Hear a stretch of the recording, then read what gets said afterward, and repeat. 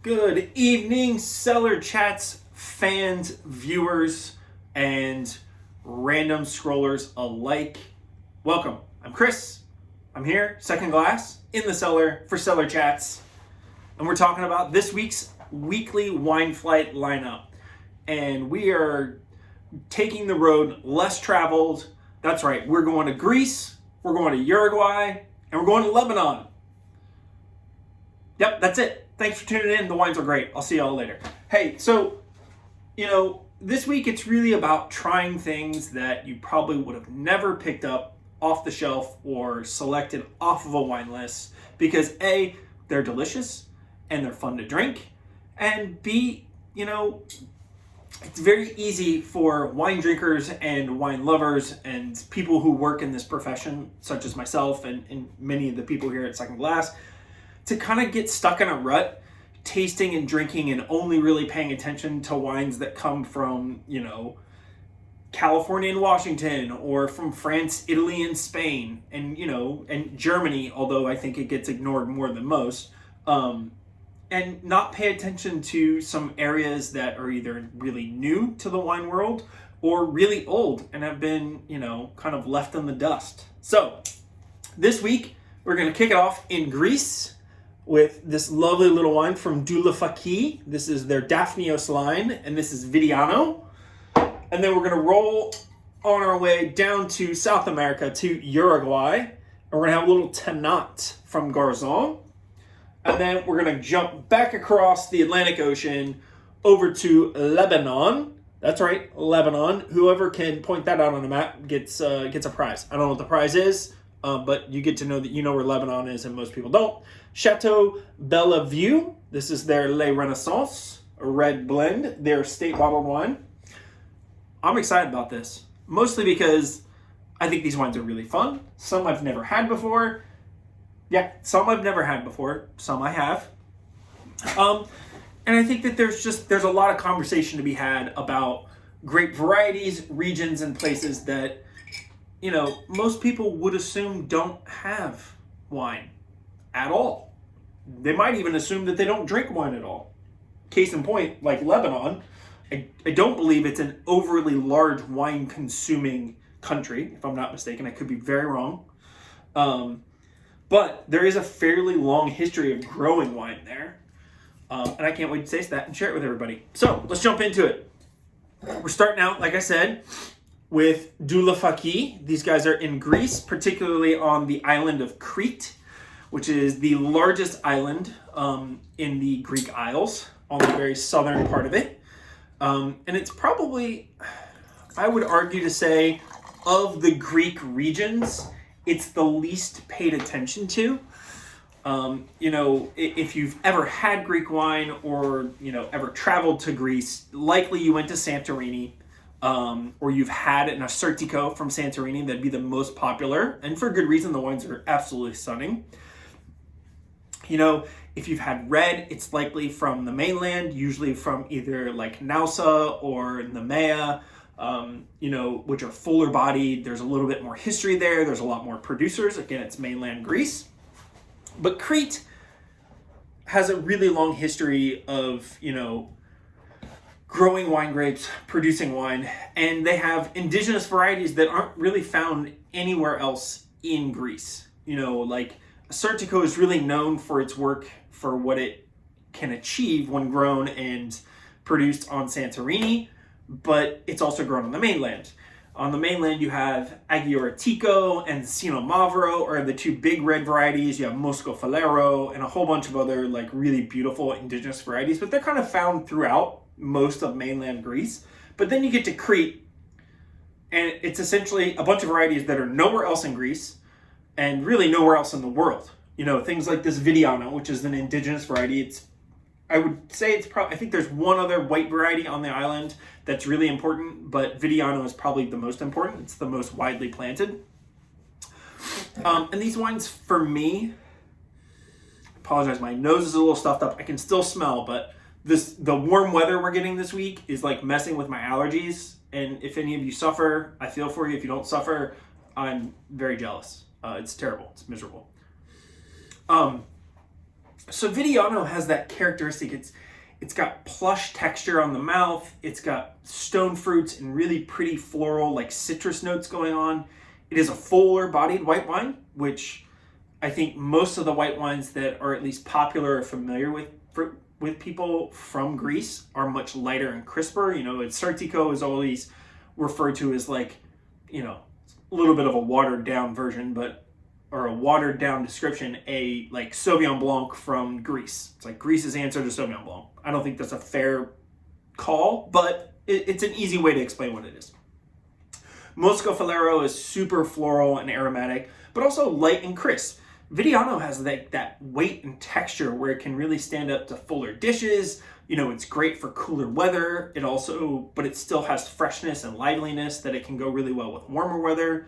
You know, it again, to water it down a little bit, it's kind of like the native grape answer to Chardonnay. It's medium to full bodied. It's got structure. It's got character. It can be very crisp or clean, or it can be fuller or richer.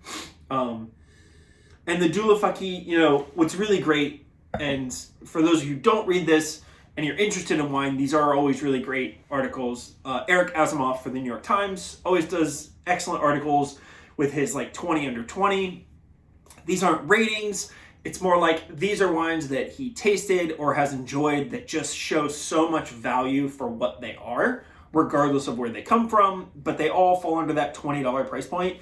And, you know, in his most recent one, the Dula Faki Daphnios Vidiano was on that list, which is so great to see a really obscure native variety from Greece make his list. Because, you know, again, we so often in this industry focus on kind of the big, like, top 6 or 7 countries, and everybody else kind of falls to the wayside.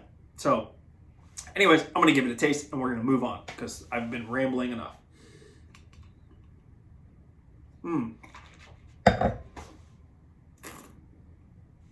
Yeah. Oh, stone fruits, floral, herbs. It's got that kind of mid-palate rich texture, but, you know, I use the comparison. It's like Greece's answer to Chardonnay. Again, that's a very watered down, terrible way to describe it, but it is an easy way to give you an idea. This is not as creamy and rich as a Chardonnay can be. So please don't come into this thinking or not want to try this because you think it's going to taste like Chardonnay. It doesn't taste like Chardonnay. But it does that thing that Chardonnay does. It's fuller bodied. It's more stone fruit, orchard fruit with some citrus, floral, herbs. Very complex, and truly, there's a good reason that Eric Asimov put it on that list. This wine over-delivers on so many levels if you just give it a chance, which is why it's on this tasting. So come on in, have the flights, have some food, fall in love with Vidiano from Crete.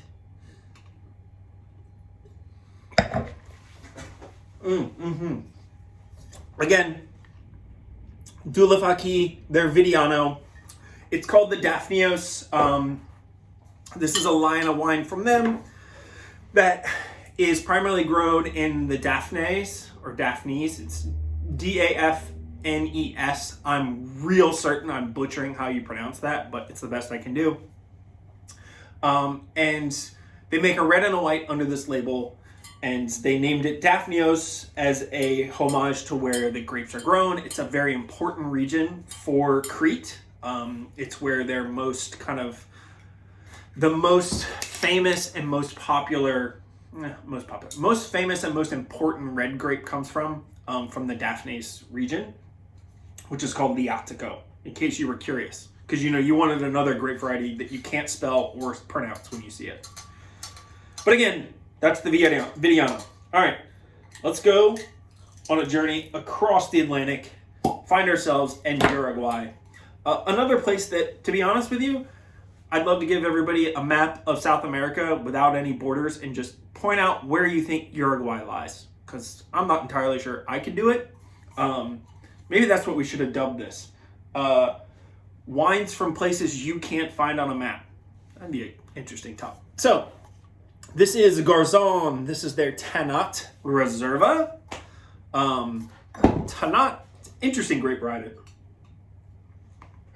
Like so many, it It's no surprise to any of you listening that Uruguay does not have any native grape varieties, at least not that I'm aware of. I'm sure there are some, but they probably aren't made for wine, and if they are, they're, maybe not considered so great.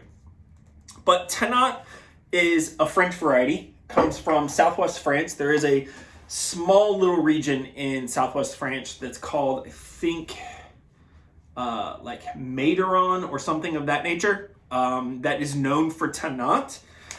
It's not super popular, and primarily because of one reason. Tannat has incredibly intense tannins, and in France they have struggled historically with trying to tame those tannins. They're just really tough to tame in the soils and the place where they grow, where that grape variety, they just need a lot of time to age to really soften up, and even then it's just a very tannic wine.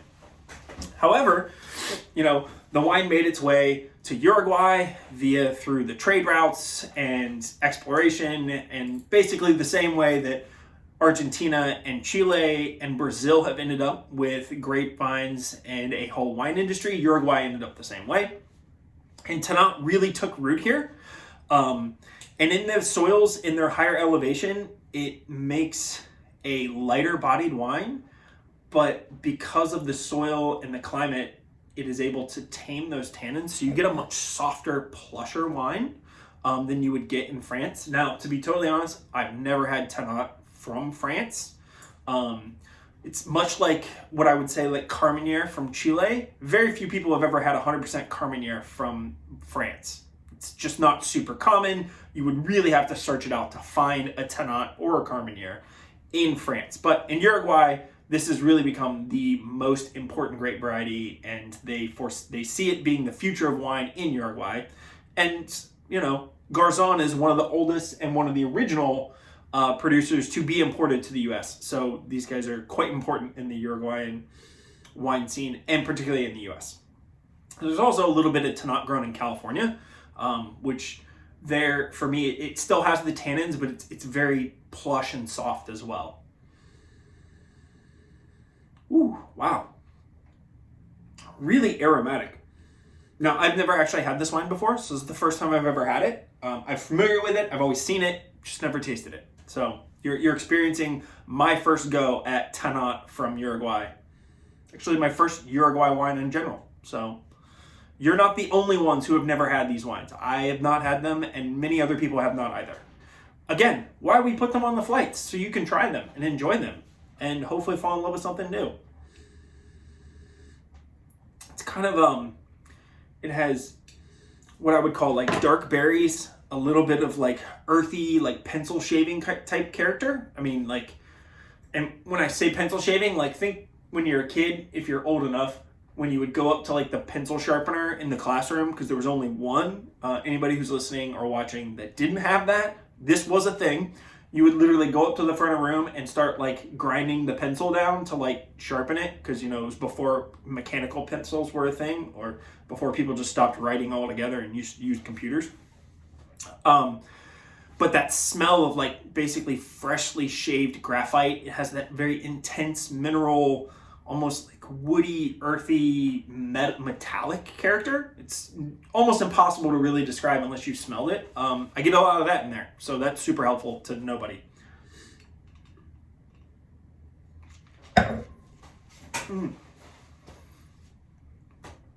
Wow, that is that's really lovely. It's got a kind of chalky, very velvety, grippy tannins. They're quite soft, kind of like I had read and what I'd heard, which was that, they're very persistent, but they're much softer here than in other places. And they feel more like a crushed velvet than they do like a bracing tannin that's going to rip your taste buds off.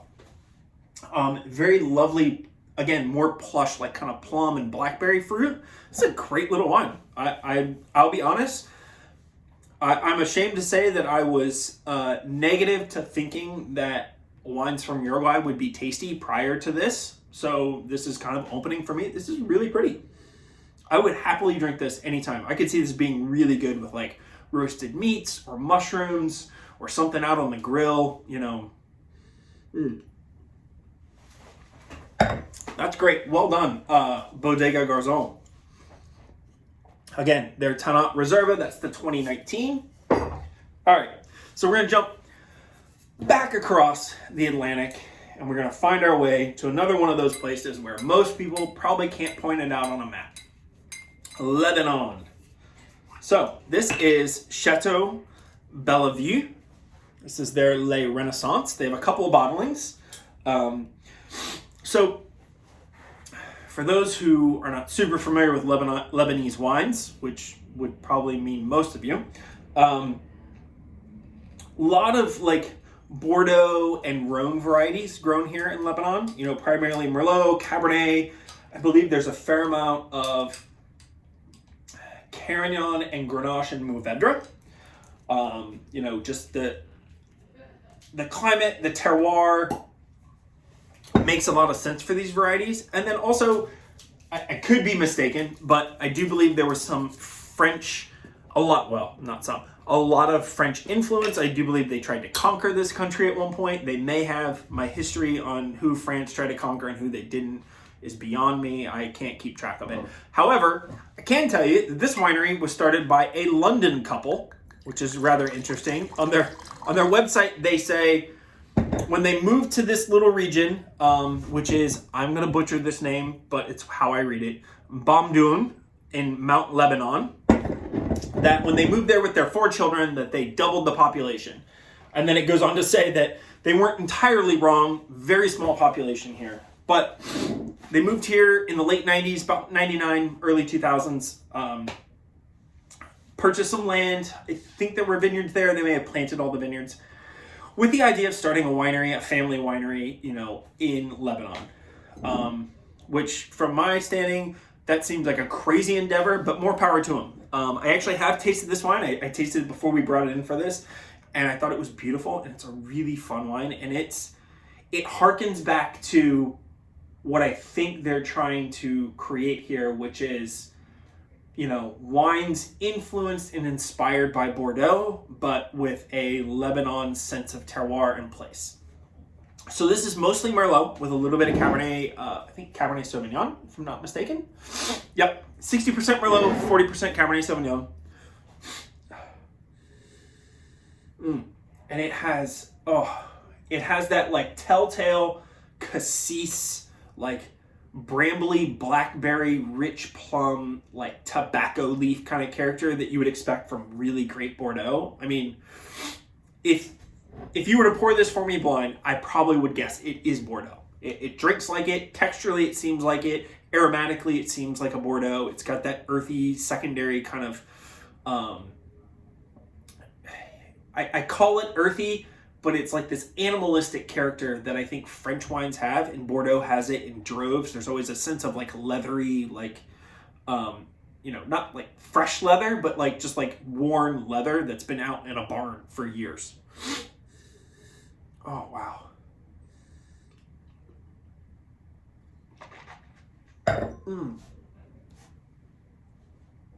Wow, that wine is so good.